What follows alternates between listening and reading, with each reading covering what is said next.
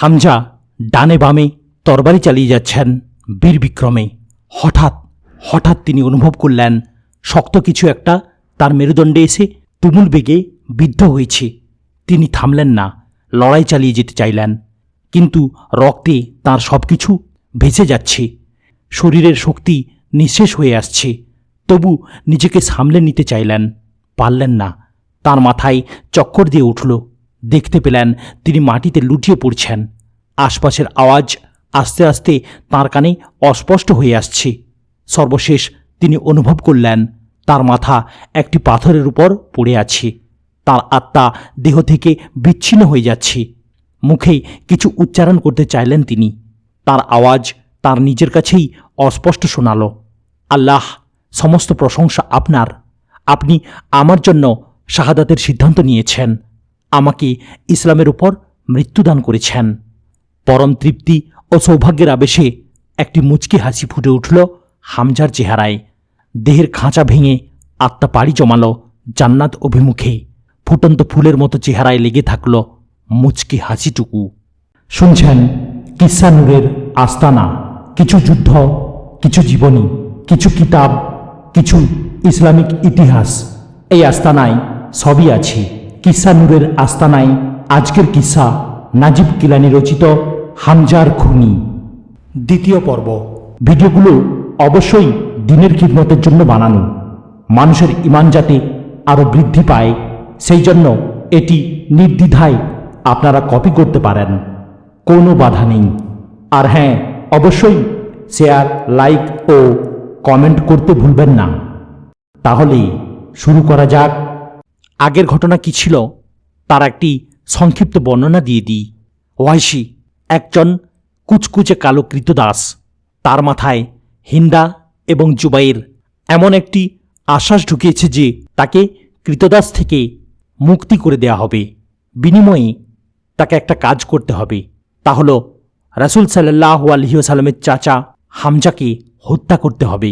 আর সে হামজা রাদিয়াল্লাহু তাআলা আনহুকে হত্যা করার জন্য বর্শা হাতে নিয়ে উহুদের ময়দানে উপস্থিত হয়েছে। মনের মধ্যে অসীম সাহস এবং মুক্তি পাওয়ার আশায় যুদ্ধরত হামজার দিকে বর্শা তাক করে একটি গাছের আড়ালে লুকিয়ে রয়েছে। বর্শাটা এবার হাতে নিয়ে নিশানা ঠিক করে ফেলল। তারপর শুনুন বাকি ঘটনা। বর্শা ছুঁড়ে ওয়াসি গাছের আড়ালে অবচেতনভাবে বেশ খানিকক্ষণ দাঁড়িয়ে রইল। পরিস্থিতি আত্মস্থ করার চেষ্টা করছিল সে। ঠিক কত সময় ওভাবে দাঁড়িয়ে রইল নিজেই বলতে পারে না। তার দৃষ্টি বর্ষার আঘাতে ধরাশায়ী বীর হামজার দিকে। হামজার শরীর থেকে বয়ে যাওয়া রক্তের প্রবাহ তাকিয়ে তাকিয়ে দেখছিল সে। চেতনা যখন ফিরে পেল, উত্তেজনায় তার হাত কাঁপতে লাগল। পুরো শরীর যেন অবশ হয়ে যাচ্ছে। আগুন পোড়া এই গরমেও হাত পা হিম ঠান্ডা হয়ে আছে। অশ্রুতে ভরে গেল তার আঁখি যুগল। একেই কি বলে আনন্দাশ্রু। এবার সে মাথা ঝাড়া দিয়ে উঠল। গগনবিদারী চিৎকার বেরিয়ে এলো তার কণ্ঠ থেকে। আমি হামজা ইবনে আব্দুল মুত্তালিবকে হত্যা করে ফেলেছি। কোথায় আমার মনিব জুবাইর ইবনে মুতিম? কোথায় হিন্দা বিনতে উতবা? কোথায় ইকরামা ইবনে আবু জাহেল? কোথায় তারা যারা প্রতিশোধের আগুনে জ্বলছিল? এই অপদস্থ কৃতদাস ওয়াসি তোমাদের প্রতিশোধ নিয়ে ফেলেছে। বিকারগ্রস্ত মানুষের মতো বেশ খানিকক্ষণ এভাবে চিৎকার করার পর ওয়াসি লক্ষ্য করল যাদের নাম সে এতক্ষণ ধরে উচ্চারণ করেছে তারা কেউই তার পাশে নেই। যারা আছে সবাই যুদ্ধের প্রকোপে নিজেদের নিয়েই ব্যস্ত। ওয়াসির হাঁক ডাক তাদের কানে যায়নি। এত সব চেঁচামেচি বৃথা গেল তার। হতাশ হয়ে একটি পাথরের আড়ালে হেলান দিয়ে বসে পড়ল। সে চেয়েছিল হামজাকে তার বর্ষাবিদ্ধ করার মুহূর্তটি অন্তত 2-4 জন দেখবে, আর তারা তার প্রশংসা করবে, বাহবা দেবে। আত্মতৃপ্তিতে তখন সে গদগদ করবে। কিন্তু এসবের কিছুই হলো না। ওয়াসির মনে পড়ল তার বর্ষাটি এখনও হামজার শরীরে বিদ্ধ হয়ে আছে। এটিকে ছেড়ে সে কিভাবে থাকবে? সে বিবেকহীনের মতো ছুটে গেল হামজার শরীর থেকে বর্ষা খুলে আনতে। হয়তো সে বিবেকহীনই জন্মেছিল। বর্ষা নিয়ে আগের জায়গায় ফিরে এলো সে। তাতে লেগে থাকা রক্তগুলো মুছতে মুছতে বলতে লাগল, প্রিয়তমা আমার, আজ তো জীবনের তরে তোমার পিপাসা মিটে গেছে। আজকের পর তুমি আর পিপাসার্ত হবে না। হামজার রক্তে পিপাসা মেটাতে তোমার কেমন লাগলো বলো? ওয়াসি আবার তার চারপাশ দেখল, তারপর একা একাই বলল, আমি তো এখন মুক্ত হয়ে গেছি। বিকারগ্রস্তের মতো হো হো করে হাসতে লাগলো আর বলতে লাগলো, মুক্ত হয়ে গেছি, আমি মুক্ত হয়ে গেছি, আজ থেকে আমি স্বাধীন, আমি আমার মনিব। ওয়াসি আবারও চারপাশে তাকালো, তারপর নিজের ভেতরে একটা প্রশান্তি অনুভব করল। কোথায়? কোনো কিছুই তো বদলায়নি। আকাশ তো সেই আগের মতোই আছে। মনে হচ্ছে সে আমার স্বাধীনতার ব্যাপারে কিছুই জানে না। পাহাড় আর টিলাগুলোর কোনো পরিবর্তনই আসেনি, সব আগের মতোই আছে। অহুদ প্রান্তরে সেই আগের মতোই যুদ্ধের তুফান বইছে। এমনকি আমার হৃদয়ের স্পন্দনও আগের মতো ক্রিয়মান। কোথাও কোনো পরিবর্তন নেই। আমি যে স্বাধীন হয়ে গেছি কারো কোনো খবর নেই। হে দাস, কে যেন ডাকল। শব্দটা বিষধর সাপের মতো দংশন করল তাকে। কে ডাকলো এই শব্দে? চারিদিকে তাকালো সে। কোথায়? কেউই তো নেই। তার পাশ দিয়ে মানুষ দৌড়ে যাচ্ছে, একদল আরেক দলকে ধাওয়া করছে। হামজার দেহটা স্থির হয়ে সেখানেই পড়ে আছে। তার চেহারায় সেই মুচকি হাসি এখনও লেগে আছে। তাকে দাস বলে ডাকলোটা কে? শব্দটা তার মাথায় হাতুড়ি পেটা করছে, তার ভেতরটাকে দুমড়ে মুচড়ে দিচ্ছে। মনে হচ্ছে কেউ তার মাথায় ভারী কোনো পাথর নিক্ষেপ করছে। তার মস্তিষ্কে অনবরত প্রতিধ্বনিত হচ্ছে, হে দাস, হে কৃতদাস। হঠাৎ তার মনে পড়ল হামজা তাকে এই শব্দে ডাকতেন, কিন্তু হামজা তো মরে গেছেন। মৃতরা তো কথাই বলতে পারে না। তাচ্ছিলের সুরে এইভাবে ডাকা তো জীবিতদের কাজ। ওয়াসি পেরেশান হয়ে উঠল। চারপাশ আরেকবার দেখে বিড়বিড় করে বলল, সব তো আগের মতোই আছে, ব্যাপার কি? পেছন থেকে আওয়াজ শুনতে পেল। কে যেন বেদনাভরা কণ্ঠে বলছে, না ওয়াসি, অনেক কিছুই বদলে গেছে।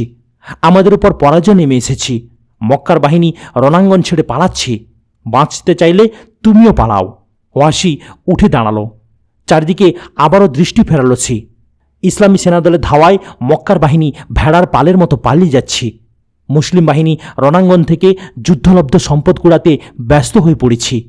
হায় কপাল, আমি যদি এখন মুসলমানদের হাতে বন্দী হই, মুক্ত হয়ে এক মুহূর্তেও বাঁচতে পারলাম না। তার আগেই আরেকবার কৃতদাস হয়ে আটকা পড়ব। হায় হুবল, এমন যেন কখনোই না হয়। মুহাম্মাদের কাছে তো কিছুই গোপন থাকে না। কেউ না কেউ তাকে বলে দেবে যে হামজাকে আমিই হত্যা করেছি। তখন স্বাধীনতা তো হারাবই, সঙ্গে জীবনটাও হারাবো। এই ওয়াসি শুধু একটি তুচ্ছ ইতিহাস হয়ে থাকবে। মক্কার মোড়লেরা আমাকে নিয়ে মশকরা করবে। এখানে নির্বোধের মতো দাঁড়িয়ে আছো কেন ওয়াসি? পায়ে বাতাস লাগাচ্ছ নাকি? ওয়াসি সংবিত ফিরে পেল। এখন চিন্তার সময় নয়।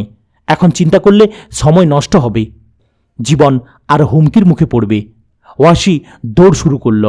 শিকারীর ভয়ে বন্য প্রাণী যেভাবে দৌড়ায় ঠিক সেভাবে। এক জায়গায় সামান্য হোঁচট খেল, তারপর আরও জোরে দৌড় দিল। তার চেহারা থেকে ঘাম বের হচ্ছে, উড়ন্ত ধুলোবালি চেহারায় লেপ্টে যাচ্ছে। প্রতিটি মুহূর্তে তার মনে হচ্ছে এই বুঝি জীবনটা বিপন্ন হয়ে গেল। যে জীবনের স্বাদ এখনও সে উপভোগ করতে পারেনি, সৌভাগ্য মাত্র স্পর্শ করেছে তাকে। এখনও সে হুমকির মুখে। দৌড়ে কিছুটা নিরাপদ স্থানে পৌঁছালো ওয়াসি। তার নিঃশ্বাস দ্রুত ওঠানামা করছে। এমন আকস্মিকতায় হেসে ফেলল সে। সত্যি আতঙ্কের সময় মানুষের কর্তব্যবোধ লোপ পেয়ে যায়।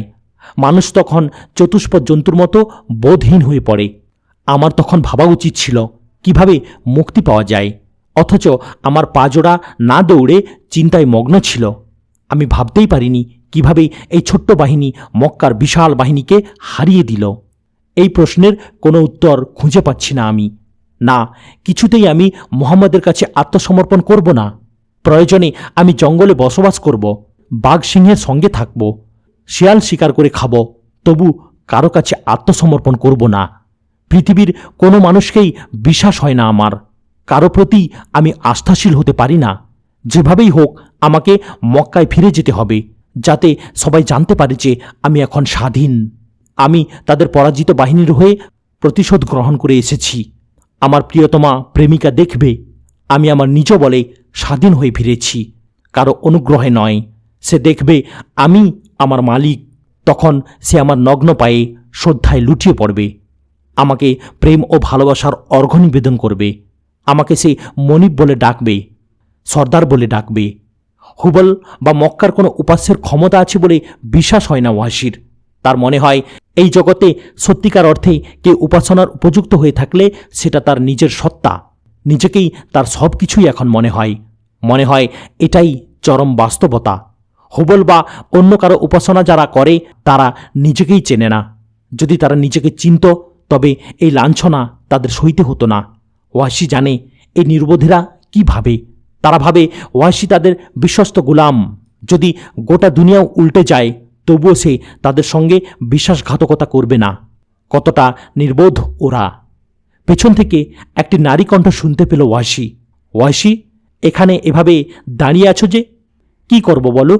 এত বড় আর শক্তিশালী বাহিনী হয়েও সামান্য কিছু মুসলমানের হাতে আবারও মার খেল কুরাইশরা। ওরে বেখবর, এখনই তোমার জন্য হামজাকে হত্যা করার সুবর্ণ সুযোগ, নতুবা অন্য কেউ তাকে হত্যা করে ফেলবে। মুসলিম তীরন্দাজ বাহিনী তাদের নবীর নির্দেশ অমান্য করে যুদ্ধলব্ধ সম্পদ কুড়াতে ব্যস্ত হয়ে পড়েছিল। এই সুযোগে খালিদ বিন ওয়ালিদ তাদের উপর আক্রমণ করে বসেছেন। কুরাইশরা আবার রণাঙ্গনে ফিরে গেছে। মুসলমানরা এখন দিশেহারা। কেউ কেউ তো দাবি করছে যে মুহাম্মদ নাকি নিহত হয়ে গেছেন। মুহাম্মদ নিহত? হ্যাঁ ওয়াসি, এমনটাই তো চাউর হয়েছে। ওয়াসি গর্ব ভরে মাথা নাড়ল। যাক, ভালোই হলো। এদিকে আমিও আমার দায়িত্ব পালন করে ফেলেছি। ওয়াসি খতম, এক তীরেই ভবলীলা সাঙ্গ। মেয়েটি তার কথায় হেসে ফেলল। তুমি খতম ওয়াসি? নিজেকে তীর ছুঁড়েছ? নিজের ভুলটা বুঝতে পারল ওয়াসি। জিভ কেটে খানিকটা লজ্জিত ভঙ্গিতে বলল, না, মানে বলতে চাচ্ছিলাম হামজার কথা। হামজাকে শেষ করে দিয়ে এসেছি। তুমি হামজাকে হত্যা করেছ? সত্যি? হ্যাঁ সত্যি। হামজার সব বাহাদুরি ধূলিসাৎ। আমি আমার মুক্তিপণ আদায় করে নিয়েছি। এখন আমি স্বাধীন। হে দাস! এই ডাকটা আবারও শুনতে পেল ওয়াসি। মাথায় রক্ত উঠে গেল তার। আত্মমর্যাদায় প্রচণ্ড আঘাত লাগল। মেয়েটির দিকে তেড়ে এলো সে। এই মেয়ে, এই তুমি আমাকে কি বললে? আমি কৃতদাস? আমি এখন মর্যাদাবান স্বাধীন একজন মানুষ, যে তার নিজ কৃতিত্বে মুক্তিপণ আদায় করে স্বাধীন হয়েছে। আর যদি কখনো এমন অপমানকর শব্দে সম্বোধন করো তবে খবর আছে বলে দিলাম। ওয়াসির আচরণে মেয়েটি হতভম্ব হয়ে গেল। কি আবল তাবল বকছে এই লোক? পাগল হয়েছ নাকি ওয়াসি? তোমাকে কৃতদাস ডাকব কেন? এ ধরনের কোনো শব্দই তো এখানে আমি উচ্চারণ করিনি। ওয়াসি আবারও লজ্জা পেল। সে কি সত্যিই পাগল হয়ে গেছে? নিজের মাথাটা একবার ঝাঁকিয়ে নিল। না, এমন কোনো শব্দ সে অবশ্যই শুনেছি। তোমার আচরণে মাথামুন্ডু কিছুই বুঝতে পারছি না। তুমি থাকো ওখানে, আমি যাই। হামজা নিহত হওয়ার সুসংবাদটা আগে জানাই গিয়ে হিন্দাকে। এই বলে মেয়েটি চলে গেল। ওয়াসি একা একা বসে ভাবতে লাগল, এবার সংখ্যাধিক্যের জয় হবে। তার হিসাব তাহলে ঠিকই ছিল। নিজের প্রতি আত্মবিশ্বাস ফিরে পেল সে। মুসলমানদের পরাজিত হওয়াটাই আসলে যুক্তিযুক্ত ছিল। তবে হামজাকে হত্যা করার পর দ্বিতীয়বার রণাঙ্গনে ফিরে যাওয়ার কোনো প্রয়োজন মনে করছে না সে। মুসলমানদের বিরুদ্ধে কুরাইশদের এই বিজয়ে নিজের কোনো উপকারই দেখছে না ওয়াসি। তবে নিজের বন্দী হওয়ার শঙ্কাটা ভেতর থেকে দূর হয়েছে। একদল লোকের হাঁকটাকে ওয়াসির ভাবনার জাল ছিন্ন হয়ে গেল। হিন্দাসহ আরও কিছু কুরাইশ নারী রণসঙ্গীত গাইতে গাইতে তার দিকে এগিয়ে আসছে। তাদের কণ্ঠে যুদ্ধ জয়ের সঙ্গীত। তারা ওয়াসিকে জিজ্ঞেস করল, সে কি সত্যিই হামজাকে হত্যা করেছে? তাদের প্রশ্নে গর্ব ও অহংকারে ফুলে উঠল সে। চেহারায় দম্ভের ছাপ। হাতের ইশারায় সবাইকে শান্ত হতে বলল। আয়েশ করে নিজে উঠে দাঁড়াল। এই মুহূর্তটির জন্যই বোধহয় সে যুগ যুগ ধরে অপেক্ষা করছিল। মুখে কিছু না বলে সবাইকে তার অনুসরণ করতে ইশারা করল। তারপর বীরের ভঙ্গিতে হাঁটতে লাগল রণাঙ্গন অভিমুখে। কুরাইশ নারীরা তার বীরত্বের প্রশংসা করতে করতে তাকে অনুসরণ করছে। তারা জানে না ওয়াসি হামজাকে যেভাবে হত্যা করেছে তা কোনো বীরত্ব নয়, নিছক গুপ্ত হত্যা। ওয়াসি হামজার মাথার কাছে গিয়ে দাঁড়াল। এই যে হামজা, এখানেই সে ধরাশায়ী হয়েছে আমার হাতে। হিন্দা আনন্দে চিৎকার করে উঠল। তারপর একটি খঞ্জন নিয়ে লাফ দিয়ে হামজার বুকের উপর বসে পড়ল। ওয়াসি ফিরে যেতে লাগল। তার এখানে থাকার আর কোনো অর্থ নেই। কারো কোনো ভ্রুক্ষেপই আর নেই তার প্রতি। সবাই হামজার মরদেহের সঙ্গে হিন্দার বিকৃত কর্মকাণ্ড দেখে উল্লাস করছে। ওয়াসির কৃতিত্বের কথা যেন বেমালুম ভুলে গেছে সবাই। এখানে দাঁড়িয়ে থেকে নিজেকে তাই অপমানিত করতে চায় না সে। হিন্দা কিছুক্ষণ পর ফিরল। হামজার নাক কেটে সে গলায় ঝুলিয়েছে, তার 2 কান কেটে হাতে চুড়ির মতো পড়েছে। সে নিজের গলার হার আর হাতের চুড়ি ওয়াসিকে দিয়ে দিল। তারপর উঠ জবাই হলো, মদের আসর বসল, পাত্রের পর পাত্র খালি হতে লাগলো। সবার মুখে বিজয়ের কবিতা, প্রতিশোধের পংক্তি। ওয়াসি আজও একাকী মদপান করতে বসেছে। একের পর এক পাত্র খালি করে চলছে। তার অবস্থা দেখে কেউ একজন তার হাত থেকে মদের পেয়ালা কেড়ে নিল। নেশা জড়ানো কণ্ঠে সে তাকে উদ্দেশ্য করে বলল, তোমরা আমাকে মিথ্যা বলেছিলে, মোহাম্মদ তো মরেনি, সে দলবল গুছিয়ে আবার প্রতিশোধ নিতে আসবে। সবচেয়ে কাজের কাজ তো আমিই করেছি, হামজাকে হত্যা করেছি। হে প্রিয়তমা, হে প্রিয় বর্ষা, আমার কঠিন সময়েও তুমি আমাকে ধোঁকা দাওনি। না না, কেউ তোমাকে আমার থেকে কেড়ে নিতে পারবে না। যাও, তোমরা সব সরে যাও। আমার বর্ষাই পৃথিবীতে আমার সবচেয়ে আপন। সে মিথ্যা বলে না, গাদ্দারি করে না, বিশ্বাসঘাতকতা করে না। আমি তাকে ভালোবাসি। সে এখনও কুমারী। মক্কায় ফিরল ওয়াসি। এখন সে সম্মানিত, সম্পদশালী, স্বাধীন। মক্কার মুক্ত বাতাসে স্বাধীন মানুষের মতো নিঃশ্বাস গ্রহণ করবে সে। অকারণেই একটা চিৎকার দিল ওয়াসি। তার মনে পড়ল হিন্দার দেওয়া সম্পদগুলোর কথা, নিজের অসামান্য কৃতিত্বের পুরস্কারের কথা।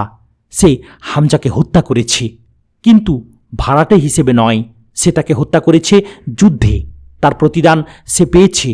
অন্যরা যুদ্ধলব্ধ সম্পদ নিয়ে ফিরেছে, আর সে ফিরেছে নিজের স্বাধীনতা নিয়ে। প্রত্যেকেই যার যার প্রতিদান পেয়ে গেছে। এর নামই তো জীবন।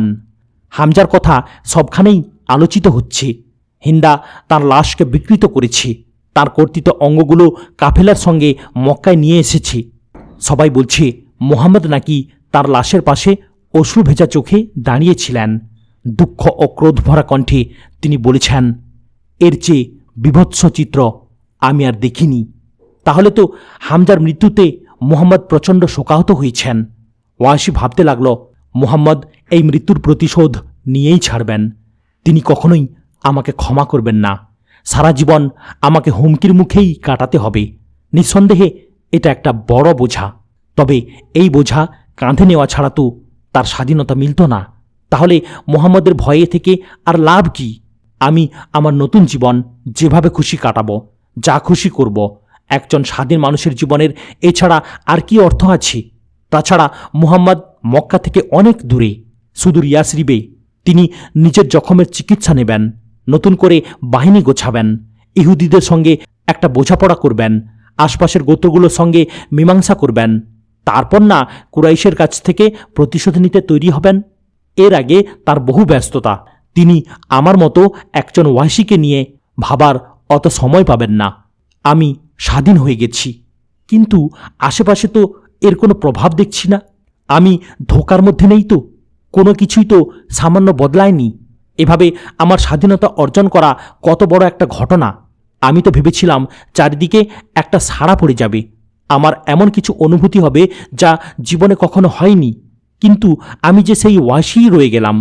সেই একই চিন্তাভাবনা আমাকে কুরে কুরে খাচ্ছে। মনে হচ্ছে আমার স্বাধীন হওয়াটা বাস্তবে কোনো বড় ঘটনাই নয়। সব কিছু তো আগের মতোই। আবু সুফিয়ান এখনও মান্যবর নেতা, জুবাইর ইবনে মুতিম এখনও সবার সম্মানের পাত্র। অথচ আমার প্রতি কারো দৃষ্টিভঙ্গি তেমন বদলায়নি। সবাই সেই আগের মতোই আমার দিকে তাকায়।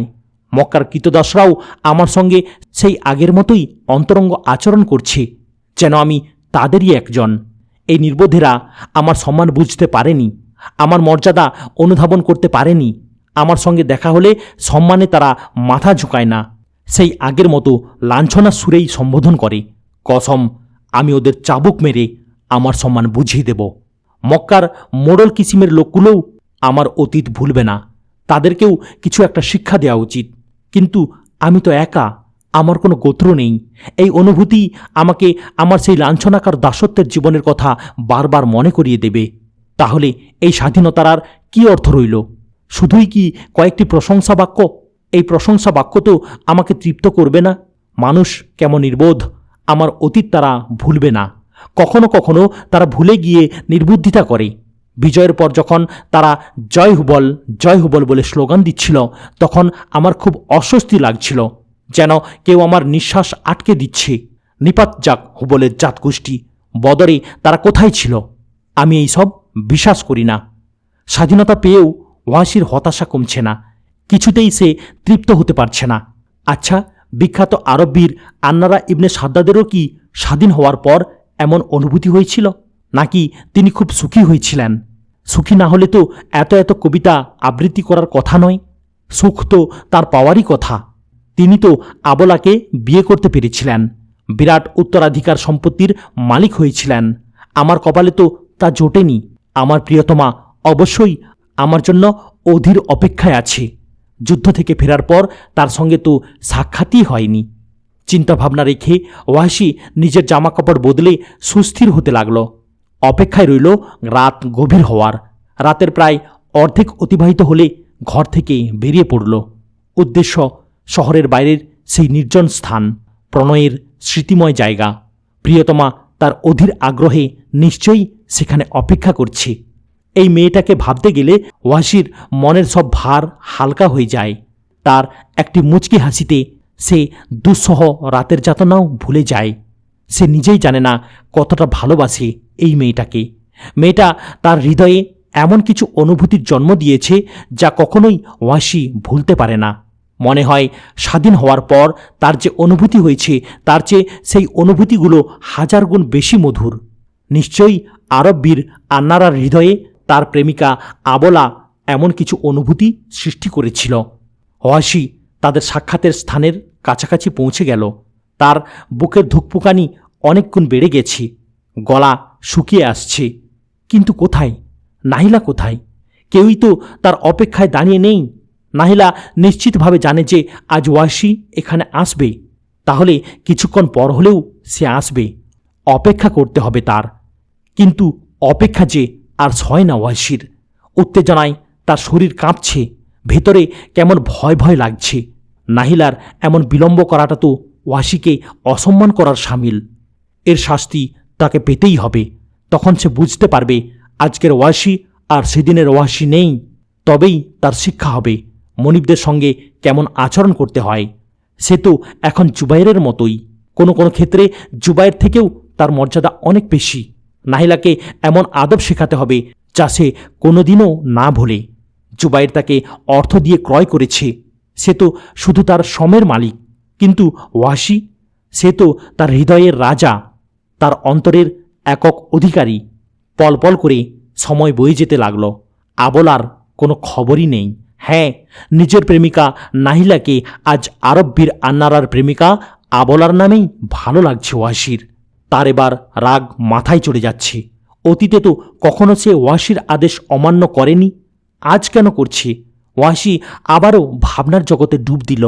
হে রাতজাগা প্রেমিক, আবলার প্রতীক্ষায় তুমি এখানে বসে আছো, অথচ তোমার আবলা এখনো আসেনি। আন্নারার আবলা তো ছিল সর্দারের কন্যা সর্দারনি। তার পিতা, ভাই আর চাকর বাকরের প্রহরায় থাকত সারাক্ষণ। তোমার নাহিলা তো জুবাইরের বাড়ির চাকরানি। বাড়ির লোকজন ঘুমিয়ে গেলে তাকে নিয়ে ভাবারও কেউ নেই। তবু কেন এত বিলম্ব করছে সে? একটি টিলার উপর উঠে দাঁড়ালো ওয়াসি। তারপর রাস্তার দিকে তাকালো। অন্ধকারে কোনো কিছুই তেমন স্পষ্ট দেখা যাচ্ছে না। কারো কোনো অবয়বও তার নজরে পড়ছে না। কোনো কিছুর আওয়াজও পাচ্ছে না। সব কিছু কেমন নিথর, নিস্তব্ধ। আকাশের তারাগুলো যেন মিটিমিটি করে ঠাট্টার ছলে তাকাচ্ছে তার দিকে। ওয়াসি আবারও ভাবনার সাগরে ডুব দিল।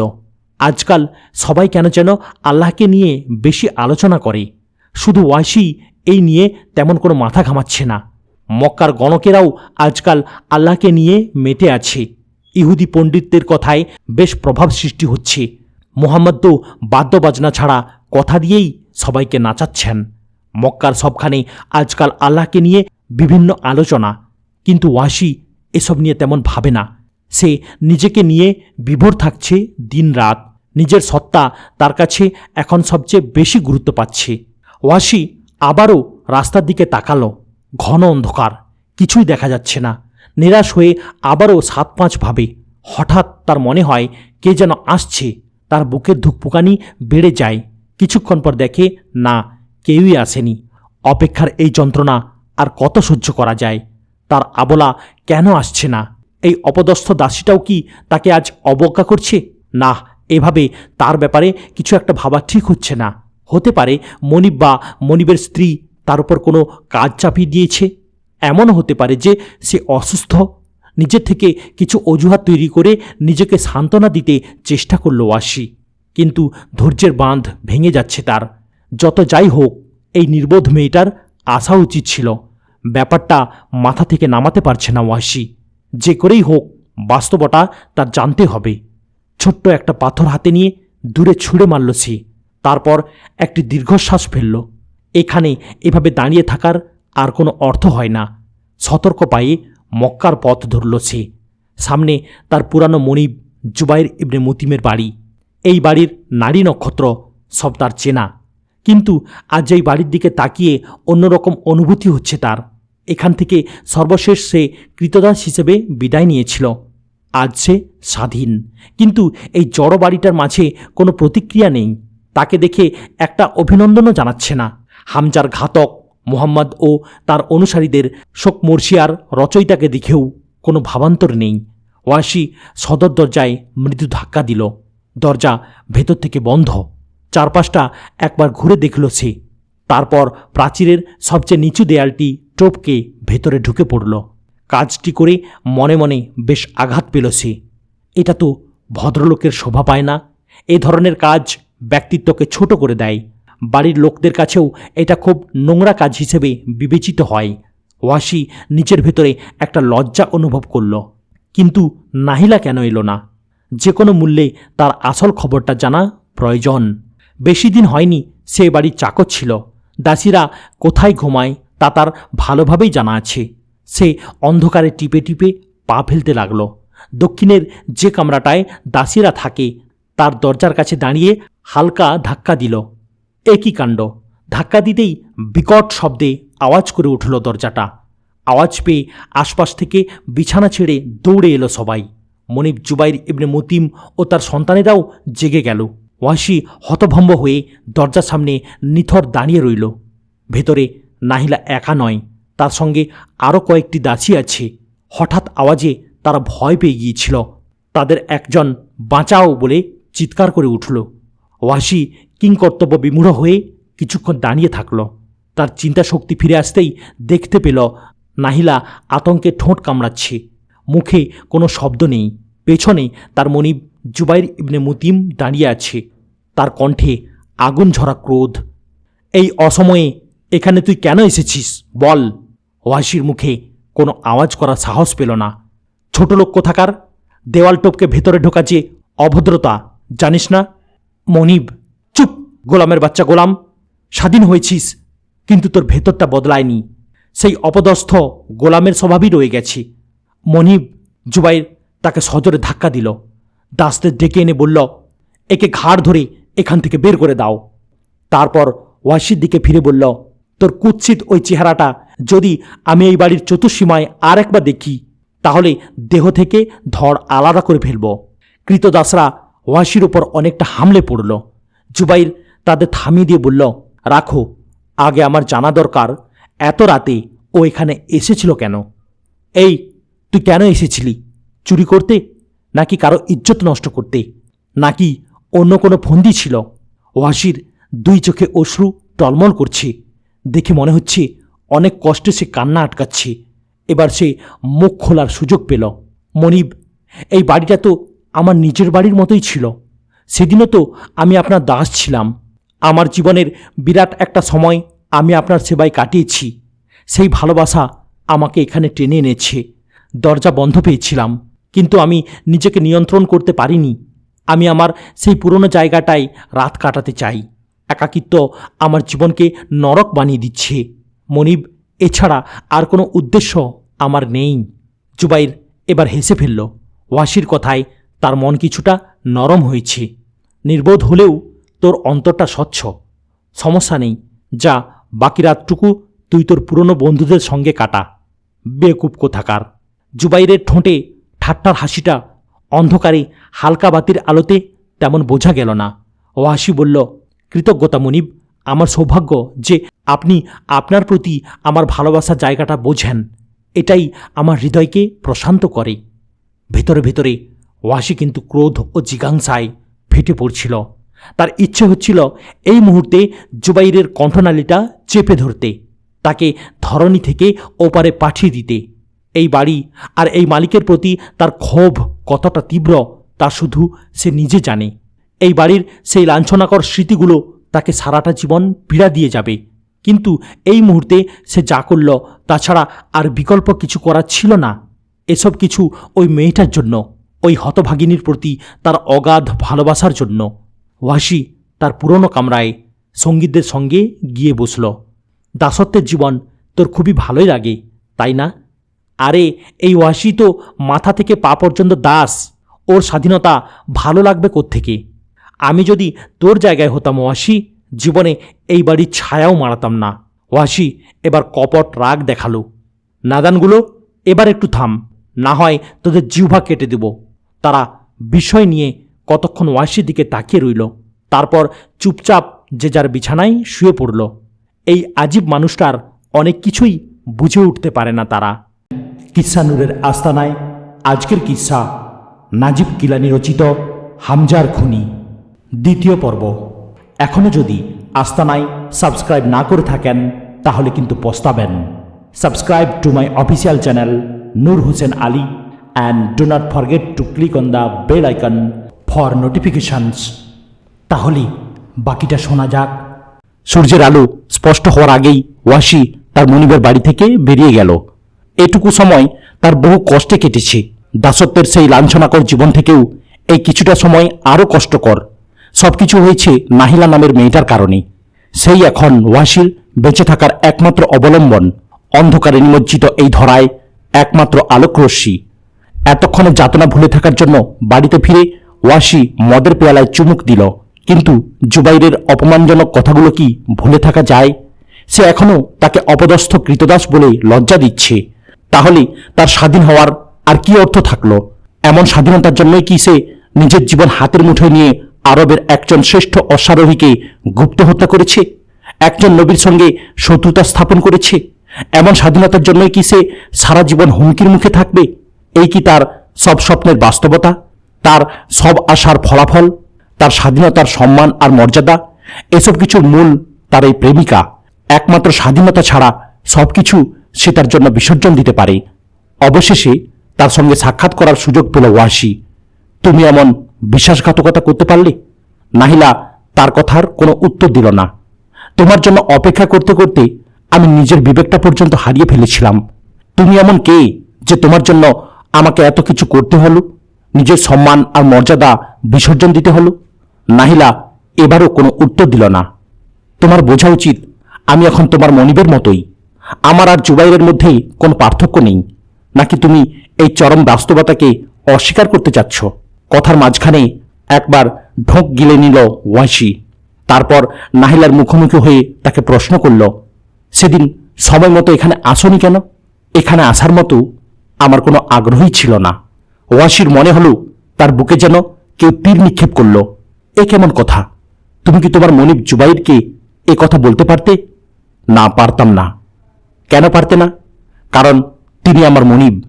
অর্থ দিয়ে আমাকে কিনে এনেছেন, আমাকে লালন পালন করেছেন।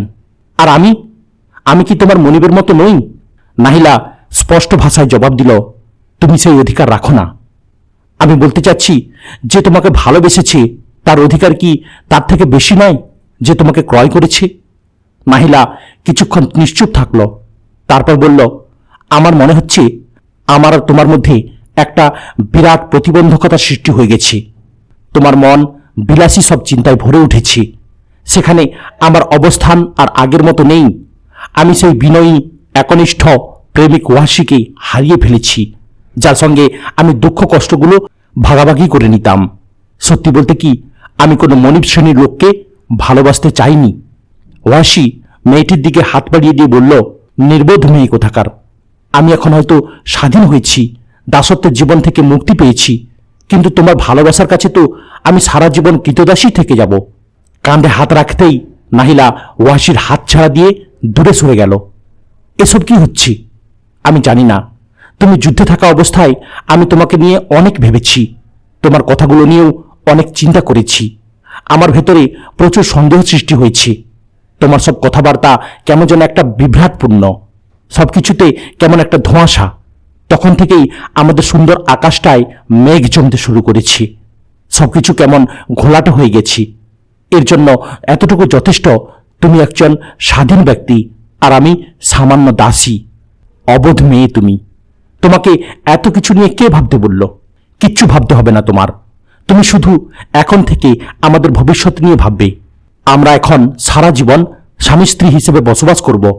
এতে আর কোনো বাধা নেই আমাদের সামনে। আমি আমার অর্থ দিয়ে তোমাকে মুক্ত করে নেব। এতে তোমার মনিব যা চায় তাই দিতে আমি প্রস্তুত। নাহিলা ঠাট্টা করে হেসে বলল, তুমি আমাকে কিনে নেবে? কেন? এতে সমস্যা কি? ওয়াসি দাঁড়িয়ে গেল। অশান্ত কণ্ঠে নাহিলাকে প্রশ্ন করল, সত্যি আমি বুঝতে পারছি না তুমি কি বলতে চাচ্ছ। একটা কথাও আমার মাথায় ঢুকছে না। স্পষ্ট করে বলো তো, আমার প্রতি তোমার ভালোবাসা কি সেই আগের মতো নেই? না, নেই। শব্দ দুটো বজ্রের মতো আঘাত করল ওয়াসির কানে। গোটা পৃথিবী যেন কেঁপে উঠল। পা জোড়া ভেঙে পড়তে চাইল, কিন্তু সে নিজেকে সামনে নিল। তুমিও তাহলে সবার মতোই আমাকে নিয়ে উপহাস করবে? আমার স্বাধীনতার বিরাট অর্জনটাকে ছোট করে বেড়াবে? আসলে তোমরা চাও আমি যেন জীবনে ভালো কিছু না পাই, আমি যেন নির্বোধের মতো জীবন কাটাই। সবার মতো তুমিও এমন আচরণ করা কবে থেকে শিখলে? আমি যখন একটা অপদস্থ দাস ছিলাম তখনও তুমি আমার আঙুলের ইশারায় চলতে, কিন্তু আজ আমি একজন স্বাধীন মানুষ হওয়া সত্ত্বেও তুমি আমার কথায় কোনো পাত্তাই দিচ্ছ না। কেন বলো দেখি? আমাকে চিন্তা করতে দাও। কিসের চিন্তা? কেন? দেখো ওয়াসি, আমার মনিব কিন্তু আমাকে চিন্তা করতে বাধা দেন না। বুঝেছি, তোমার মাথায় শয়তান চেপেছে। হ্যাঁ, সেই শয়তানটা হলে তুমি। তুমি এখন কিছুই যেন বুঝো না, কোনো কিছুই তোমার নজরে পড়ে না। তোমার দুই চোখে আমি যে ভালোবাসা আর বিনয় দেখতে পেতাম তার নেই। এখন সে দুই চোখ শুধু অহংকার, হিংসা আর বিদ্বেষে পরিপূর্ণ। তোমার চেহারায় সেই সরলতাও আর নেই। দেখে মনে হয় হিংস্র একটা মানুষ তুমি। তোমার কথাবার্তা পুরোটাই আমাকে রাগিয়ে তুলছে। কেমন আদেশে সুরে কথা বলছো। কোথায় আমার সেই পুরানো ওয়াসি যাকে আমি ভালোবাসতাম? কোথায় সে মানুষটা যার ভালোবাসা আমার জীবনটাকে পরিপূর্ণ করে রাখত? অতীত আর বর্তমানের কি আকাশ পাতাল তফাত। ওয়াসি রাগে গজগজ করতে করতে বলল, তুমি আসলে ওই অপদস্থ কৃতদাসটাকেই ভালোবাসো? হ্যাঁ, আসলেই। আসলে এটা তোমাদের ছোট জাতের স্বভাব, তোমাদের ছোট লোকই। আমার স্বাধীনতা তোমরা সহ্য করতে পারছো না, হিংসায় পুড়ে যাচ্ছ। তুমি আসলে নিজেরটা খুব বেশি বুঝো। নাহিলার কণ্ঠ রাগে ফেটে পড়ল। আমি? তুমি ভালোবাসা নিয়ে ঠিক ততটুকুই ভাবো যা তোমাকে তৃপ্ত করে। আমি তোমাকে খুব ভালো করে চিনি। যে করেই হোক তুমি নিজেকে প্রতিষ্ঠা করতে চাও, নিজের বড়ত্ব আর অহংবোধ খাটাতে চাও। আমি তোমার এসব খুব ভালোভাবেই জানি। আমি? তোমার কাছে সত্য মিথ্যা বলতে কিছুই নেই, ন্যায় অন্যায় বলতে কিছু বুঝো না তুমি। কিভাবে বুঝলে? এই একই শব্দে এই কথাগুলো তুমি একদিন আমাকে বলেছিলে। আসলে তোমাকে কষ্ট দেওয়ার জন্য আমি ওসব বলিনি।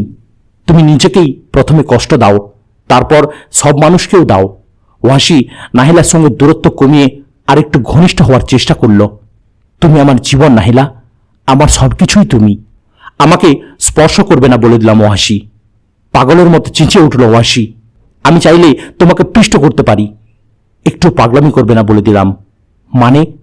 আমাকে নিজের মতো থাকতে দাও। ওয়াসি দুই হাতে তাকে জড়িয়ে নিতে চাইল। নাহিলা প্রাণপণে বাধা দিতে দিতে আপত্তি জানালো। ওয়াসি তারপরও জোর করতে লাগলো। নাহিলা এবার কঠোর হলো। জানোয়ার কোথাকার, এসব পাগলামি করলেই আমি তোমাকে ছেড়ে দিতে চাচ্ছি না। ভালো করে জানবে এটা, কোনো রেহাই নেই আজ। নাহিলা তাকে প্রাণপণে বাধা দিয়েই যাচ্ছিল। তোমার এমন স্বাধীনতা আর এসব চিন্তাভাবনাকেই নিকুচি করি আমি। ওয়াসি এবার রাগে ছিটকে পড়ল। বুঝেছি, এখানে তৃতীয় কোনো লোক ঢুকে গেছে, তাই না? হ্যাঁ, এটাই সত্যি। ওয়াসি চোখে ধোঁয়াশা দেখতে লাগলো। সারা দুনিয়া যেন তার মাথার ভেতর ভোঁ ভোঁ করে ঘুরছে। তার হাত পা শীতল হয়ে গেল।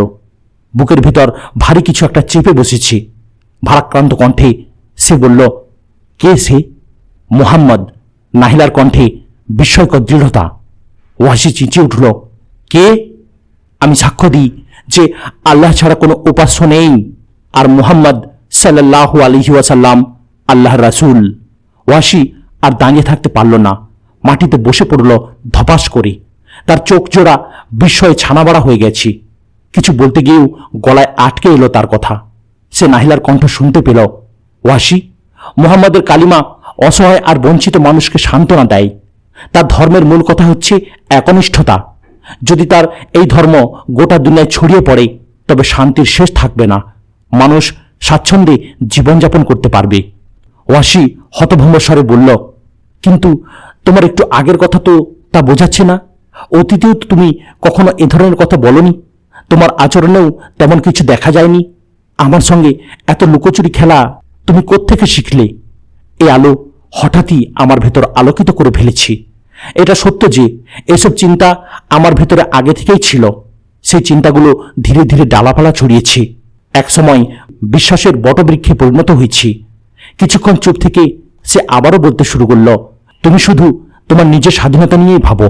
তোমার সবকিছু তোমার নিজের ব্যক্তিসত্তার মধ্যে সীমাবদ্ধ। আমাদের সমগ্র দাস সম্প্রদায়ের জন্য কোনো কিছু করার কথা তুমি কি কখনো ভেবেছ? ভাবনি। অবশ্য তোমার আর দোষ কিসে? অধিকাংশ মানুষই তোমার মতো আমাদের এমন অবস্থা দেখতে পছন্দ করে। একজন ওয়াসি কিংবা 10 জন ওয়াসি স্বাধীন হয়ে গেলেও গোলাম সম্প্রদায় এই অত্যাচার থেকে মুক্তি পাবে না। এর জন্য গোটা সমাজকে পরিবর্তন করতে হবে, গোটা জীবন ব্যবস্থাকে বদলে দিতে হবে। আর সেই পরিবর্তন শুরু হতে হবে আমার নিজের এখান থেকে এখান পর্যন্ত। নিচের মাথা ও বুকের দিকে ইশারা করল নাহিলা। ওয়াসির হতভম্ব ভাব এখনো কাটেনি। সে বলল, আচ্ছা, আমি যুদ্ধে যাওয়ার আগে তুমি এসব কথা বললে না কেন? তখন সবকিছু অনুকূলে ছিল না, আর আমার ভেতরেও এখনকার মতো দৃঢ়তা ছিল না। ওয়াসি 2 হাতে তালি বাজালো, বিদ্রুপের সুরে বলল, অবোধ দাসীও দেখছি আমাকে দর্শন শোনাচ্ছি। আমি দর্শনের কিছুই জানি না ওয়াসি। এ কথাগুলো আমি কেবল শুনেছি আর বিশ্বাস করেছি। এখন তোমার কাছে তা পৌঁছে দিলাম। নাহিলার কথা শুনে ওয়াসির রাগ উঠছে প্রচণ্ড, কিন্তু রাগটাকে প্রকাশ হতে দিল না। তুমি অনেক উপযুক্ত সময়ে মুসলমান হয়েছ। ইচ্ছে করলে এখনই মুহাম্মদের কাছে চলে যেতে পারবে, গিয়ে উহুদের বিরাট বিজয়ও উদযাপন করতে পারবে। উপহাস ঝরে পড়ল তার কথা থেকে। নাহিলা কিছুটা নিচু স্বরে জবাব দিল, আমি জানি কুরাইশরা এবার জিতে গেছে, কিন্তু চূড়ান্ত বিজয় মুমিনদেরই হবে। এসব কথার কোনো যুক্তি নেই। আল্লাহর কথার উপর কোনো যুক্তির প্রয়োজন নেই। এটা ওহী। ইমানদাররা ওহির কথা বিনা যুক্তিতে বিশ্বাস করে। আর আমি একজন ইমানদার। আল্লাহ ও তাঁর রাসূল মুহাম্মদের প্রতি আমার বিশ্বাস অবিচল। এসব কথা নিয়ে আমার ভেতরে কোনো দ্বিধা নেই। ওয়াসি এবার শক্ত করে নাহিলার হাত ধরে বসল। নাহিলা, এসব কথা তোমাকে কে শেখালো? মক্কায় এমন অনেক নারী পুরুষ আছেন যারা গোপনে ইসলাম গ্রহণ করে নিয়েছেন। তোমার মনিবকে আমি সবকিছু বলে দেব। ধর্মত্যাগের মজা তখন হাড়ে হাড়ে টের পাবে, মেরে রাস্তায় লটকে রাখবে। এটা কোনো ব্যক্তিসম্পন্ন মানুষের কাজ হবে ওয়াসি? তোমার স্বাধীন জীবনের সূচনা তুমি বিশ্বাসঘাতকতা আর অন্যদের বিশ্বাসের স্বাধীনতাকে হরণ করার মাধ্যমে করবে? আমি আমার গোপন কথা তোমাকে এই জন্য বলেছিলাম যে তুমিও ইসলামের প্রতি আগ্রহী হবে। কিন্তু তুমি। নাহিলার কথা শেষ হতে দিল না ওয়াসি। তার আগেই কোনো কিছু না বলে মক্কার দিকে ফিরে যেতে লাগল। ঘন অন্ধকারে সে কোন দিকে যাচ্ছে নিজেই ঠাহর করতে পারছে না। তার মনে হলো এমন বিস্ময় আর কষ্টে ভরা জীবন নিয়ে বেঁচে থাকার চেয়ে মরে যাওয়াই অনেক সুখের ছিল। নতুন বাড়িতে পৌঁছে সে নিজেকে আর কোনো চিন্তা ভাবনার সুযোগ দিল না। মদের পেয়ালায় আকণ্ঠ নিমজ্জিত হয়ে দুঃসহ ও যন্ত্রণাক্লিষ্ট জীবন থেকে পরিত্রাণের বৃথা চেষ্টায় মনোনিবেশ করল। আঁধারে ঘেরা এ জগতে বেঁচে থাকার সর্বশেষ অবলম্বন প্রদীপটাও নিভে গেল দপ করে। কোনো প্রকার ভূমিকা ছাড়া এভাবে নিভে যাওয়া কি বিশ্বাসঘাতকতা নয়? আঘাতটা এখান থেকে আসবে ওয়াসি কল্পনাও করতে পারেনি। তার বিশ্বাস ছিল সে যাই করুক, অন্তত নাহিলা কখনো তার সঙ্গে গাদ্দারি করবে না। মরুভূমির মতো এ জীবনটাই সেই তো ছিল একমাত্র ছায়া। জীবনের তীব্র তাপদাহে যেখানে সে সামান্য আশ্রয় পেত, ছায়াটুকু ওভাবে সরে যেতে পারল। আশ্রয় বলতে তো তবে জীবনে আর কিছু বাকি রইল না। এমন জীবন নিয়ে বেঁচে থাকার কোনো মানে আছে তার? জীবনের মানে যদি হয় বিশ্বাসঘাতকতা, গাদ্দারি আর প্রবঞ্চনা, তাহলে ওয়াসি কেন সবার সঙ্গে তাই করছে না? সে কেন তার পুরানো মনিব জুবাইরের কাছে গিয়ে বলে দিচ্ছে না যে নাহিলা ধর্মত্যাগ করেছে? জুবাইর যখন তাকে পিষ্ট করবে, তার হাড়গুলো গুঁড়ো গুঁড়ো করে দেবে, শান্ত কোমল দেহ থেকে রক্ত ঝরাবে, তখন কি আনন্দটাই না পাবে ওয়াসি। ধর্মত্যাগী অন্যান্য দাসদাসীও তার অবস্থা দেখে শিক্ষা পেয়ে যাবে, বুঝতে পারবে পৃথিবীতে জীবনের কি মূল্য। মুহাম্মদের ধর্ম, মতবাদ আর আদর্শের চেয়ে কত মূল্যবান জীবন। সামান্য এক দাসী তার বিশ্বাস নিয়ে আনন্দে জীবনযাপন করবে, আর ওয়াসি স্বাধীন হয়েও অশান্তি অন্তর্দহনের মর্মজ্বালা সয়ে সয়ে দিন গোচরান করবে। এটা তো হতে পারে না। মেয়েটা সামান্য এ বয়সে চারদিকে যখন কঠিন পরিস্থিতি বিরাজমান, মুহাম্মদের ধর্ম গ্রহণ করার কথা ভাবল কি করে? আশপাশের নির্যাতনের চিত্র কি তাকে এ থেকে বাধা দিল না? নাকি এসব দেখেই সে তার প্রতি উদ্বুদ্ধ হল? ওয়াসি কল্পনা করতে লাগলো, মনিব জুবাইর ব্যাপারটা জানলে নাহিলার উপর অত্যাচারের মাত্রা কত ভয়ঙ্কর হবে। সূর্যের উত্তাপ আর চাবুকের আঘাতে তার শরীরের চামড়াগুলো ঝলসে যাবে। মক্কার দুষ্ট ছেলের দল তার গায়ে থুতু ছিটাবে, পাথর নিক্ষেপ করবে। চতুর্মাত্রিক নির্যাতনের নিষ্পেষণ একের পর এক চলতে থাকবে তার উপর। ভাবতে ভাবতে ওয়াসি শিউরে উঠল, ভেতরটা শুকিয়ে কাঠ হয়ে গেল তার। নাহিলার প্রতি কোথা থেকে যেন সর্বপ্লাবী এক ভালোবাসার ঢেউ উঠলে উঠছে তার হৃদয়ে। এক সময় তো সে তাকে সর্বান্তকরণী ভালোবেসেছিল, এখন যে ভালোবাসে না তাও তো বলা যায় না। দৃষ্টিভঙ্গির ভিন্নতার কারণে তাদের সম্পর্কের মধ্যে একটা আড়াল পড়ে গেছে। এই যা, নাহিলার কাছে এখন তার নতুন ধর্ম নিজের জীবনের চেয়েও বড় হয়ে উঠেছে। ধর্মের জন্য সে নিবেদিত প্রাণ, মুহাম্মদের নির্দেশ পেলে নিজের জীবনকেও উৎসর্গ করতে প্রস্তুত। অথচ ওয়াসির চোখে পৃথিবীতে সবচেয়ে মূল্যবান হল তার স্বাধীনতা ও ভালোবাসা। এই দুই জিনিস ছাড়া তার বেঁচে থাকা অনর্থক।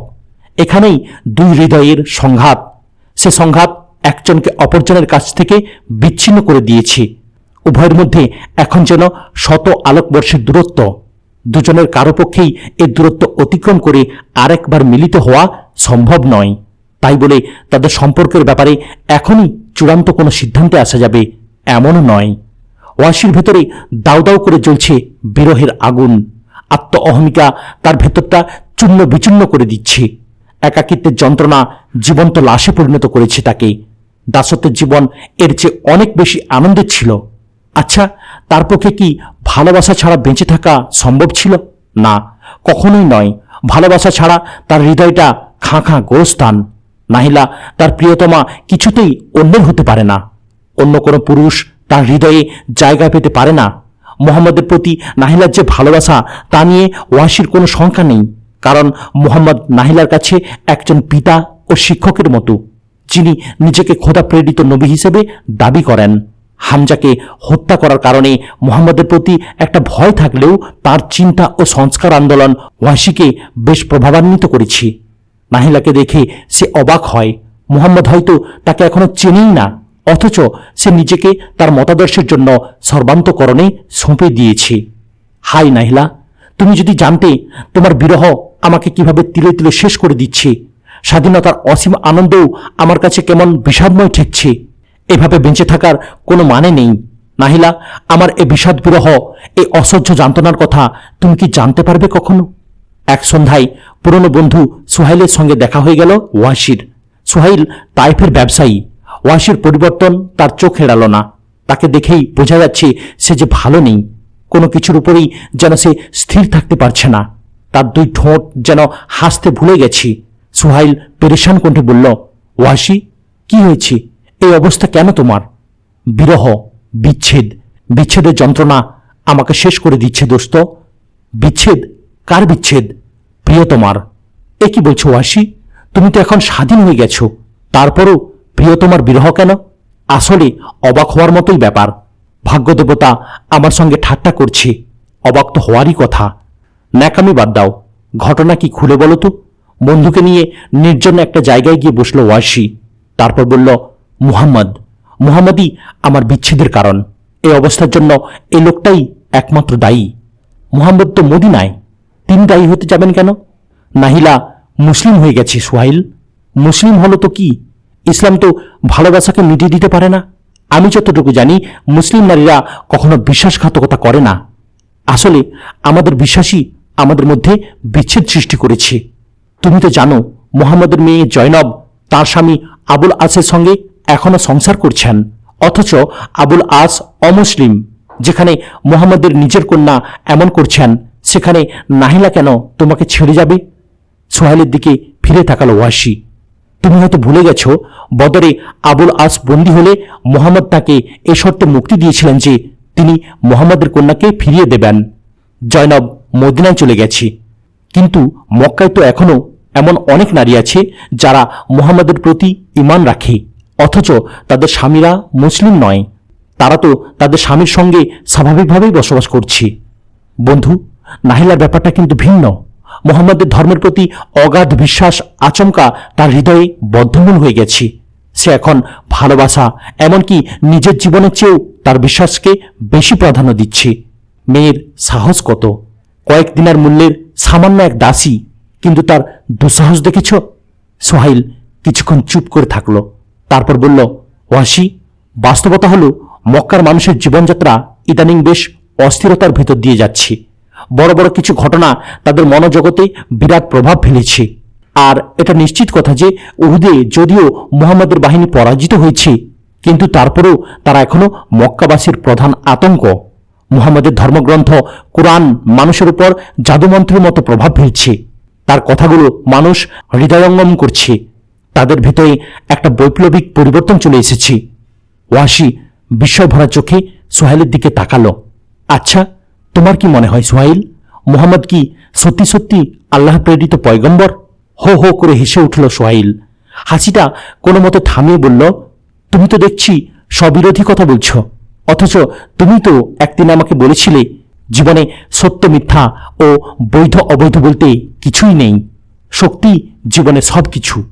অস্থিরভাবে কয়েকবার মাথা ঝাঁকালো ওয়াসি, যেন মাথা থেকে কোনো কিছু ঝেড়ে ফেলতে চাচ্ছি। চোখে মুখে সীমাহীন পেরেশানির ছাপ। আমি অস্থিরতার যন্ত্রণায় ভুগছি সোহাইল।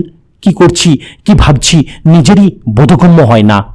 দোস্ত, কুরাইশদের দাবি মুহাম্মদ মিথ্যার উপর আছেন, কারণ তিনি বাপদাদার ধর্ম ত্যাগ করেছেন, তাদের চিন্তা চেতনা ও ধ্যান ধারণাকে তাচ্ছিল্য করেছেন। আর মুহাম্মদের দাবি তিনি সত্য ধর্ম নিয়ে এসেছেন। তিনি বলেন বাপদাদাদের কর্মকাণ্ড কোনো মানদণ্ড নয়। তিনি তার মতবাদ ও বাপদাদার ধর্ম দুটোকে যুক্তির মানদণ্ডে দাঁড় করান। নিজের পক্ষে কিছু স্পষ্ট যুক্তি পেশ করেন।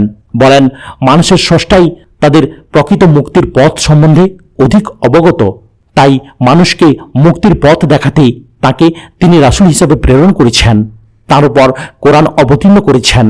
এবার তুমি বিবেচনা করে দেখতে পারো কাদের দাবি সঠিক, কুরাইশদের নাকি মুহাম্মদের? আমি বিবেচনা করব? কেন নয়? তুমি তো এখন স্বাধীন। এই স্বাধীনতাই তো আমাকে শেষ করে দিল সোহাইল। প্রত্যেক স্বাধীন মানুষেরই কিছু নৈতিক দায়িত্ব আছে। তুমি সে দায়িত্ব সম্পর্কে তোমার অজ্ঞতার কারণে হোক কিংবা অন্য কোনো কারণে হোক বেখবর হয়ে আছো। এই জন্য তোমার এত পেরেশানি। হায় কি বিপদ!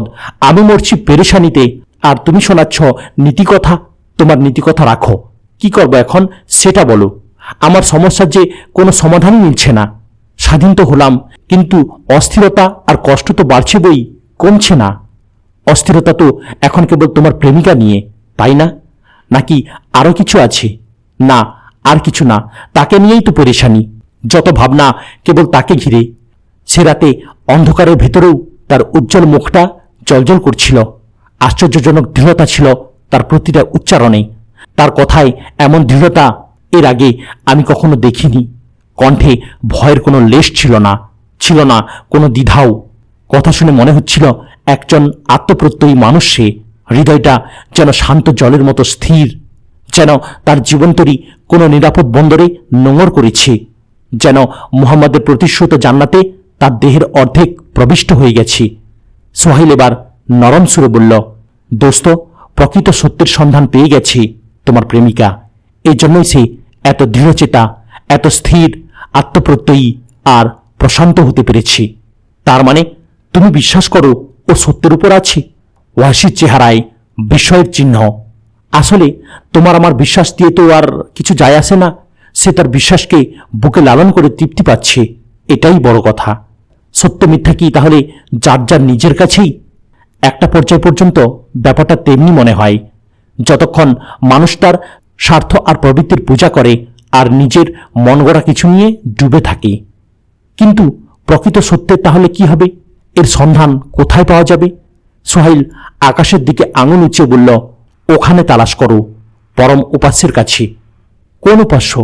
মুহাম্মাদের, ইহুদিদের, নাসারাদের নাকি কুরাইশের? উপাস্য একজনই হন ওয়াসি। মানুষ তাহলে কেন মতবিরোধ করে? আর কেনই বা প্রতিটি দল দাবি করে যে কেবল তারাই সঠিক পথের অনুসারী? তুমি নিজের মতো করে ভাবো, এর চেয়ে বেশি কিছু আমি বলতে পারবো না। আমি কিছু ভেবে পাই না। তাহলে তুমি অসুস্থ ওয়াসি, তাহলে তুমিও অসুস্থ। ওয়াসি সোহাইলের হাত চেপে ধরল। হতাশা আর দ্বিধা ঝরে পড়ছে তার কণ্ঠ থেকে। তোমার কাছে কোন মতবাদটা সত্য বলে মনে হয় বলো তো? আমিও তোমার মতোই ভেবে কোনো কুলকিনারা পাই না। কিন্তু তোমার চিন্তা শক্তি তো প্রখর, জ্ঞান বুদ্ধিও আমার চাইতে অনেক বেশি। তুমি একটা সুরাহা করতে পারবে এর। সোহাইল এবার ঠাট্টা করে উত্তর দিল, আসলে জ্ঞানীরা নতুন কোনো আহ্বানে সাড়া দিতে গিয়ে একটু দেরি করে। কেন কেন? কারণ গভীর চিন্তায় নিমগ্ন থেকেই তাদের অনেক সময় কেটে যায়। বেশি চিন্তা করার ফলে তাদের ভেতর দ্বিধা সংকোচ বাসা বাঁধে, মস্তিষ্কে কেমন অলসতা বিরাজ করে। সমাজের সবচেয়ে বিবেকবান হওয়া সত্ত্বেও তাদের সিদ্ধান্ত শক্তি হয় সবচেয়ে দুর্বল। কারণ বিবেকই সবকিছু নয় ওয়াসি। ওয়াসি হতাশ হলো সোহেলের দার্শনিক কথাবার্তায়। মাথামুন্ডু কিছু বুঝে আসে না তোমার কথার। মানুষ তো ধর্ম ছাড়াও বেঁচে থাকতে পারে। অসম্ভব ওয়াসি। মূল্যবোধ মানুষের স্বভাবজাত জিনিস, ধর্ম তো সেই মূল্যবোধেরই সমষ্টি। ওয়াসি খানিকটা আনমনা হয়ে গেল এই কথায়, বিড়বিড় করে বলল, কিন্তু আমার ভিতরে তো মূল্যবোধ বলতে কিছুই নেই। তাহলে তুমি পরিপূর্ণ মানুষ হতে পারোনি। এ কথায় সচকিত হয়ে উঠল ওয়াসি। তার স্বাধীন সত্তার কোথায় যেন খোঁচা দিল কথাটা। খানিকটা প্রতিবাদী গলায় বলল, দেখো, আমি এখন আর অপরিপূর্ণ নই, পরিপূর্ণ স্বাধীন একজন মানুষ। আমার নিজস্ব চিন্তা শক্তি আছে, কর্মক্ষমতা আছে। যদি তুমি নিজেকে পরিপূর্ণই দাবি করতে চাও তাহলে নিজের ভেতর মূল্যবোধ তৈরি করো। আমি উপাস্য নই, আল্লাহ আমাকে সৃষ্টি করেছেন, তিনি আমাকে বিবেক দিয়েছেন। আমি নিজে কিছু তৈরি করিনি। সোহাইল মাথা ঝাঁকিয়ে বলতে লাগল, বিবেকের কাছে কিছু কষ্ট আর দুশ্চিন্তা প্রতিবন্ধক হয়ে দাঁড়ায়। তাছাড়া মানুষের বিবেকও তো সীমাবদ্ধ ওয়াসি। যদি তা না হতো তাহলে মানুষ খুব সহজেই প্রকৃত সত্যের সন্ধান পেয়ে যেত। মানবতার ইতিহাসে তো বিবেকের বিকৃতির সংখ্যা কম নয়।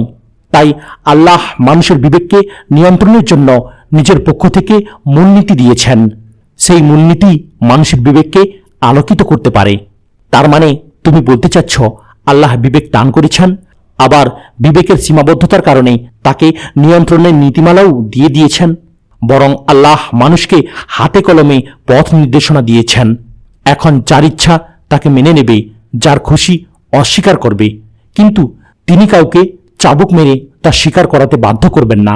আল্লাহর কথা স্পষ্ট, দ্ব্যর্থহীন। সোহেলের কথায় হঠাৎ ওয়াসি রেগে গেল। তুমি দূর হও আমার থেকে। আমার কষ্ট আর অস্থিরতা তুমি শুধু বাড়িয়ে দিচ্ছ। তুমি বোঝো খুব বেশি, অথচ তুমি নিজেই স্থিরভাবে কোনো অবস্থান গ্রহণ করছো না। আমিও তোমার মতোই কষ্টে আছি ওয়াসি। তুমি আমাকে তাড়িয়ে দিচ্ছ। আমার কাছে তোমার প্রয়োজন আছে, তোমার কাছেও আমার প্রয়োজন আছে। আমরা উভয়ই স্বর্গ আর নরকের মধ্যস্থলে অবস্থান করছি। আমাদের হয়তো সত্যের পথে যেতে হবে, নতুবা মিথ্যার। হয়তো আমরা পরম সত্যের সন্ধান পাব, নয়তো হারিয়ে যাব মিথ্যার অতল অন্ধকারে। কিন্তু জীবন আমাদের তার গলিপথে বিভ্রান্ত পথিকের মতো ঘোরাচ্ছে। ওয়াসি জোরে চিৎকার দিল, আমার থেকে দূর হও। আমি এখন আর কাউকে সহ্য করতে পারছি না। সোহাইল চলে গেল। ওয়াসি বসে রইল রাস্তার পাশে, একাকী। নিজের উপর প্রচণ্ড হতাশ সে। 2 ফোঁটা অশ্রু গড়িয়ে পড়ল তার গণ্ডদেশ বেয়ে। হৃদয় আঙিনায় তখন তুমুল ঝড় বইছে। হায় আবলা আমার, তুমি আমার প্রতি অনেক বড় অবিচার করেছ। তুমি আমাকে অনবরত হত্যা করছ। আমাদের স্মৃতিময় সেই দিনগুলো তুমি এত সহজে ভুলে গেলে। হায়, তোমার সঙ্গে যদি আমার পরিচয় না হতো, জীবনের কঠিন দিনগুলোতে তুমি যদি আমাকে সাহস দিয়ে বাঁচিয়ে না রাখতে, তোমার মুখের কয়েক ফোঁটা মধু খেয়ে বেঁচে থাকার চেয়ে পিপাসায় মরে যাওয়াই আমার জন্য ভালো ছিল, তাহলে জীবনের এই দুঃসহ যন্ত্রণা অন্তত আমাকে সইতে হতো না। ওয়াসি চূড়ান্ত সিদ্ধান্ত নিল, সে নিজেকে নতুন কোনো বন্ধনে আর আবদ্ধ করবে না, হোক সেটা আল্লাহ প্রদত্ত কোনো রিসালাতের বন্ধন। সে এখন নিজেকে সব বাঁধন থেকে মুক্ত রাখতে চায়, মুক্ত হতে চায় মনের সব দ্বিধাদ্বন্দ্ব থেকে। নিজের ইচ্ছার বিরুদ্ধে সে একটি পা ফেলতেও আর রাজি নয়। এমনকি নাহিলার প্রতি ভালোবাসাও তাকে নতুন কোনো বন্ধনে আবদ্ধ করতে পারবে না। তবে মেয়েটার প্রতি ক্রুদ্ধ হয়ে সে তার ভালোবাসার বিশ্বাসকেও নষ্ট করতে চায় না। মনিব জুবাইরের কাছ থেকে তার ইসলাম গ্রহণের ব্যাপারটা গোপনই রাখবে সে, তবুও তার ভেতরটা স্থির হয় না। কষ্টে তার দম বন্ধ হয়ে আসে, কষ্ট ভুলে থাকার উপকরণটা খুঁজতে থাকে মনে মনে। না, শুধু মদ তার কষ্ট ভোলানোর জন্য যথেষ্ট নয়। নাহিলার সঙ্গে সম্পর্কটা খারাপ হওয়ার পর থেকে বিয়ের কথাও আর ভাবছে না সে, কিন্তু যৌবনের তাড়না তাকে নাড়া দেয়। মক্কার এক পতিতার কথা তার মনে পড়ে। মহিলাটা তার মতোই বংশ পরিচয়হীনা, পেশাদার পতিতা হলেও তার ভেতর দুঃখ ভুলিয়ে রাখার এক জাদুকরী শক্তি আছে। ওয়াসি যতবারই তার দুয়ারে গিয়েছে কষ্ট ভুলে ফিরেছে। আজকের কষ্ট ভুলতেও সে রুমিয়ার দুয়ারে ছুটল। মধ্যরাতে রুমিয়ার দুয়ারে করাঘাত করল ওয়াসি। কষ্ট, বিরহ আর মদের প্রভাবে সে গভীর ঘোরের মধ্যে ডুবে আছে। পৃথিবীর সকল নৈতিকতা আর মূল্যবোধ পানিতে ডুবে মরুক, আগুনে পুড়ে ছাই হোক, সব কিছু তার সামনে আর কোনো পথ নেই। সব দরজা বন্ধ হয়ে গেছে। তিক্ততায় ভরা এই জীবনটা নিয়ে সে অসহ্য যন্ত্রণায় ভুগছে। তার শক্তি আছে, সম্পদ আছে, স্বাধীনতা আছে, সে তাই কষ্ট ভুলতে যা ইচ্ছা করতে পারে। আর কি তাতে? বহুদিন পর এই অভাগিনীর দুয়ারে যে ওয়াসি? মোহময় কণ্ঠে প্রশ্ন করল রুমিয়া। ভয়ঙ্কর এক দুঃস্বপ্নে ডুবেছিলাম রুমিয়া। দুঃস্বপ্ন কি ভেঙেছি? স্বপ্ন ভেঙে জীবনের সবচেয়ে দুঃসহ সময়ে পা রেখেছি। কেন রুমিয়া? আমি ওকে আমার হৃদয়টা দিয়ে দিয়েছিলাম। সত্যি আমি ওকে পাগলের মতো ভালোবাসি। রুমিয়া ঠাট্টার সুরে হেসে উঠল। সেই পুরনো গল্প আবারও? বিরহ রুমিয়া, বিরহ। আমি জানি জীবনের সব স্মৃতি সে এত সহজেই ভুলে গেল। হ্যাঁ, কারণ সে একজন নারী। আমার সব স্বপ্ন, সব আশা এক পলকে গুঁড়িয়ে দিল। তুমিও তো একজন মানুষ, তুমিও তো একজন পুরুষ, নতুন করে সব গড়ে তোলো। কিন্তু আমি যে বিধ্বস্ত, পোড়া ছাই হয়ে গেছি। মেয়েরা এমন করবেই, তাই পুরুষেরও এমন করা উচিত। কিন্তু আমি তো ওর প্রতি কোনো অবিচার করিনি। তোমার ওসবের কোনো গুরুত্ব ছিল না তার কাছে। তাহলে কিসের গুরুত্ব ছিল রুমিয়া? তোমাকে ভুলে যাওয়াই তার কাছে বেশি গুরুত্বপূর্ণ ছিল। কিভাবে সে পারল এটা? এসব বাদ দাও। তুমি এখন যা করছো সেটাই সমাধানের পথ। নিজেকে তুমি ব্যস্ত রাখো। অবসর সময়গুলোতে কিছু না কিছু নিয়ে ব্যস্ত থাকো। তোমাকে তার বিকল্প খুঁজে পেতে হবে, তাহলেই বিরহের জ্বালা থেকে তোমার মুক্তি মিলবে। এভাবে বিষণ্ণ সময় কাটিয়ে কি লাভ? আসলে আমি তোমার ধারণার চেয়েও বেশি বিষণ্ণ। আমি জানি আমার দুয়ারে অনেক বিষণ্ণ মানুষ তাদের প্রশান্তি ফিরে পায়। হয়তো আমি পেশাদার পতিতা, কিন্তু আমার একটা আলাদা আবেদন আছে। একজন পতিতারও আলাদা আবেদন থাকতে পারে, কেন পারে না ওয়াসি? আমি এখানে কত দুঃখী মানুষের চোখের অশ্রু মুছে দিই, কত মানুষকে কষ্ট ভুলে থাকার বিকল্প বাতলে দিই, কত প্রেমের জ্বালা মেটাই, ভাঙা মন জোড়া লাগাই, ভালোবাসা আর প্রেম দিয়ে নতুন করে বাঁচতে শেখাই। আমি মানুষকে দিই অনেক বেশি, কিন্তু পারিশ্রমিক নিই খুব সামান্য। কখনো কখনো বিনামূল্যেই দিয়ে যাই। ওয়াসি মদের পেয়ালা আরেকবার হাতে তুলে নিল, তারপর মন খুলে হাসতে লাগলো। রুমিয়া মুচকি হেসে বলল, হাসছ কেন? তুমি কি সোজাসাপটা কথা পছন্দ করো? কপটতা আমি ঘৃণা করি। সুন্দর, তুমি তোমার বৈশিষ্ট্য বললে, এটা অবশ্যই আশ্চর্যজনক। তুমি দাবি করছো তুমি দুঃখী মানুষের দুঃখ দূর করো, হৃদয়ের ক্ষতে প্রশান্তির প্রলেপ লাগাও। কিন্তু রুমিয়া, তুমি একটা শরাবের মশক বা পেয়ালা ছাড়া কিছুই নও মানুষের কাছে। মানুষের এক পেয়ালা শরাবের কাজ দাও তুমি, এতটুকুই তোমার অবদান। এর চেয়ে বেশি কিছু করার ক্ষমতা আমার নেই। ওয়াসি দ্বিতীয় পেয়ালাটি হাতে নিল, পেয়ালায় চুমুক দিতে দিতে বলল, তুমি এখনো আমার বিচ্ছেদের কারণ জিজ্ঞাসা করলে না জি? আমি তোমার কষ্ট নতুন করে উস্কে দিতে চাই না। তোমার ইচ্ছে হলে বলতে পারো। আমি মনে করি ব্যাপারটা তোমার একেবারে ভুলে যাওয়া উচিত। ভুলে যেতে যে আমি পারি না রুমিয়া। ওয়াসির দিকে সামান্য ঝুঁকে গেল রুমিয়া। একটা চুমু দাও না। অতিরিক্ত মদপানের কারণে অবচেতন হয়ে কখন যে রুমিয়ার বিছানায় গভীর ঘুমে তলিয়ে গিয়েছিল ওয়াসি নিজেই বলতে পারে না। রুমিয়ার হালকা ঝাঁকুনিতে ঘুম ভাঙল তার। তাড়াহুড়ো করে সে ডাকছে ওয়াসিকে, ওয়াসি, ওয়াসি, সকাল হয়ে গেছি। আলস্যে আড়মোড়া দিতে দিতে ওয়াসি বলল, সকাল আর সন্ধ্যা সব আমার কাছে সমান, কিন্তু তোমাকে এখনই এখান থেকে যেতে হবে। কেন? তোমার সঙ্গে আমি রাত কাটিয়েছি, সবাই এটা জেনে যাবে, এই ভয়ে? রুমিয়া রেগে গেল। দেখো ওয়াসি, এখন ঠাট্টার সময় নয়। সবাই জানে আমি কে।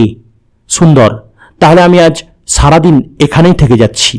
অসম্ভব ওয়াসি, তোমাকে এখনই যেতে হবে। কেন? কারণ তুমি ছাড়া আরো অনেক খদ্দের নিজেদের পালার অপেক্ষা করছি। রুমিয়ার কথা শুনে ওয়াসির চোখ থেকে ঘুম উড়ে গেল। সে শোয়া থেকে উঠে বিছানায় বসে পড়ল। কি বললে?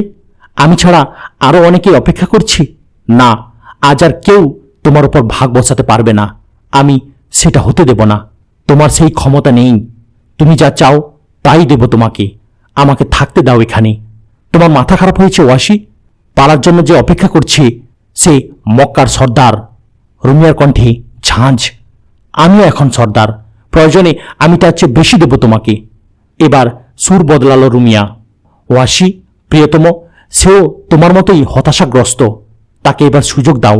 ডাক্তারকে তো শুধু একজন রোগী নিয়ে পড়ে থাকলে চলে না, বাকি রোগীদেরও কষ্ট যন্ত্রণার কথাও তো ভাবতে হয়।